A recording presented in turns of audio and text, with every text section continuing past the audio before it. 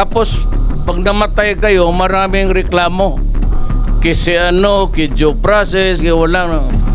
Samantala kayo naman ang lumalaban. At lumalaban talaga kayo, pati kapwa ninyo pulis, pinapatay ninyo dahil ayaw ninyong mahuli. Kaya rin yung mga mayor, pinapatay sarili nilang pulis, yung pa ang matapang ngayong mga... Tapos, pag namatay kayo, maraming reklamo. Kasi kay due process, kaya wala. Samantala kayo naman ang lumalaban. At lumalaban talaga kayo, pati kapwa ninyo pulis, pinapatay ninyo dahil ayaw ninyong mahuli. Kaya rin yung mga mayor, pinapatay sarili nilang pulis, yung pa ang matapang ngayong mga... Alam mo, sa totoo lang, prangkahan ko ngayon ang buong Pilipinas. Pag ganun kayo ng ganun, putang ina, papatayin ko talaga kayo. Masiguro ninyo yan. Wala na akong magawa sa inyo, mga ulol kayo. Kung hindi I will review your cases. Kayo may mga kasalanan na sindikato sa droga, sindikato sa korupsyon. Meron akong special unit.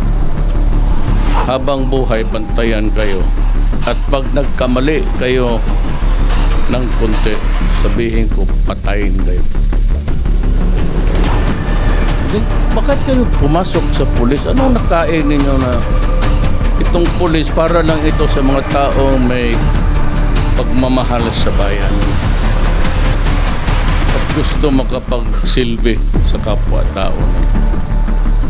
Bakit kayo napasok dito mga animal kayo? Para naman kayong utang ina, mga aso na eh.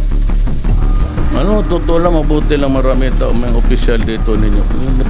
Kanina ko pa yung pinagpapalo ng... Kayong doon sa may kaso, wag na kayong mag-bail. Wag ninyo akong sisiyan. Wag na kayong magkansa, magtiis kayo dyan sa loob. Mas safer ang Pilipinas kung nasa loob kayo. O kung hindi, patay kayo.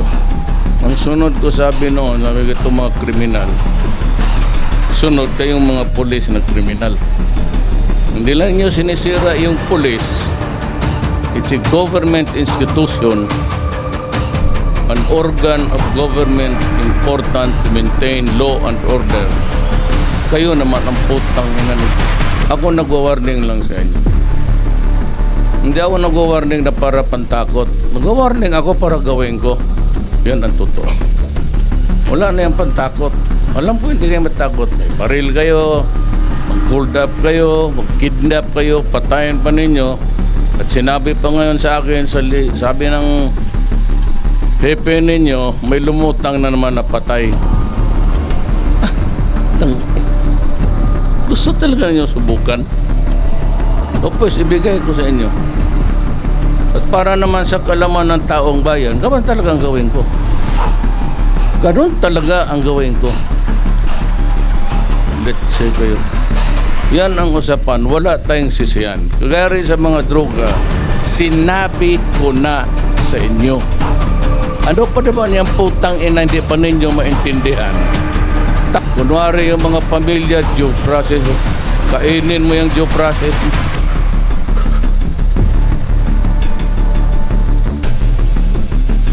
Wala kayong silbi para sa akin. Salot kayo sa lipunan. Winawarningan ko kayo. Kayong mga pamilya nakikinig ngayon, nandito itong mga putang inang mga asawa ninyo, kapatid, anak. Huwag tayong magsisiyan.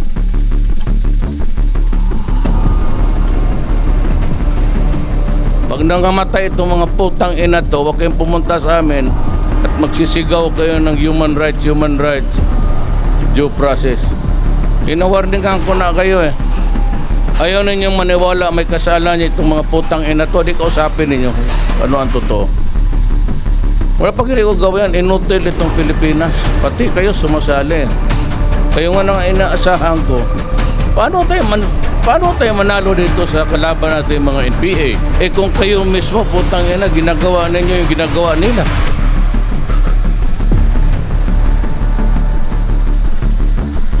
Ito basta wala. Kaya ako pinatawag dito, Barning.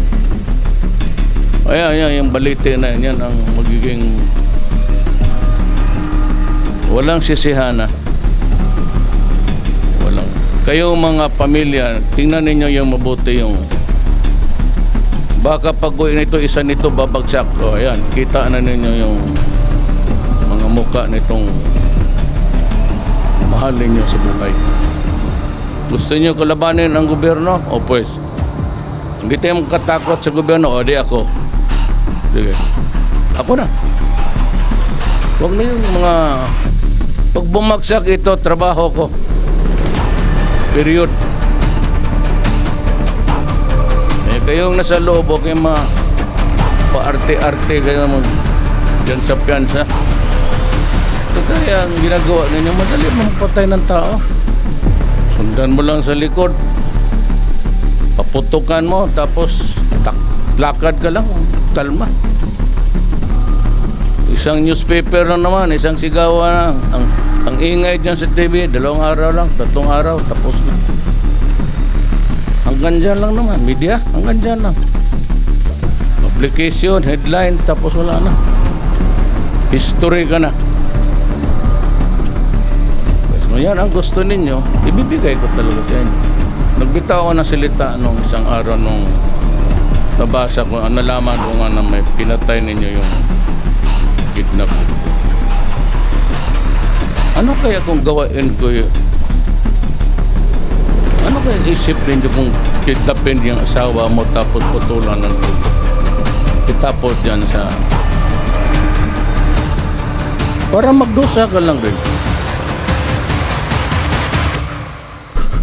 Mabigyan ka ng leksyon na pinakamasakit para dudugo ang luha mo dyan sa kulungan na yan. Yung ganon yung Apache, pati yung Rido. Pag pinatay mo yung kadugo niya, babalikan ka talaga.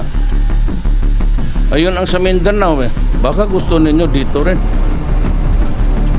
Sa amin tawag niyan Rido.